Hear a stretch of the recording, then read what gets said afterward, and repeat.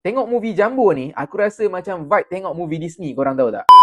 Hai, Assalamualaikum. So, hari ni aku nak review sebuah filem animasi dari Indonesia yang mendapat tontonan lebih 10 juta tontonan dekat sana, iaitu filem Jumbo. So, basically filem Jumbo ni mengisahkan tentang Don, seorang budak lelaki berbadan besar yang sering dibuli, menjumpai sebuah buku dongeng peninggalan ibu bapanya.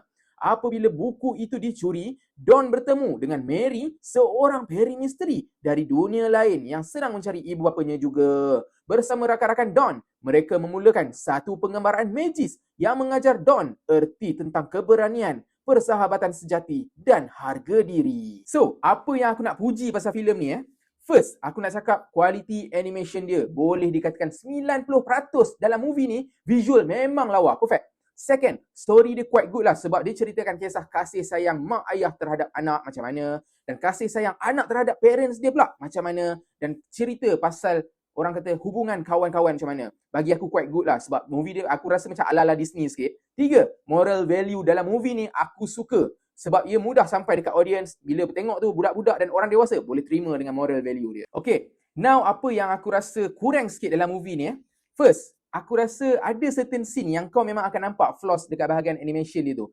Obviously lah, masa final scene tu lah memang bagi aku nampak gila flaws dia dekat animation tu.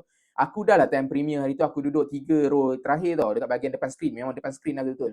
Memang nampak seketul-seketul lah flaws dia. Second, movie ni konsep dia drama family dengan kawan-kawan tau. Sayang gila lah bila scene sedih, air mata baru nak bergenang tau. Tapi tak jadi jatuh sebab benda tu sekadar ada je.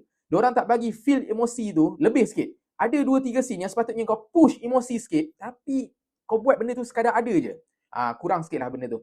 3, aku rasa pace movie ni agak slow sikit. Aku hampir terlelap masa tengok movie ni hari tu. Tapi gagah juga tahan mata sampai habis movie kan. Itu je apa yang aku rasa pasal movie Jumbo ni. So, rating aku untuk filem Jumbo ni adalah sebanyak 6/10 bintang. So, movie ni akan rilis dekat Pawagam Malaysia bermula 26 Jun 2025.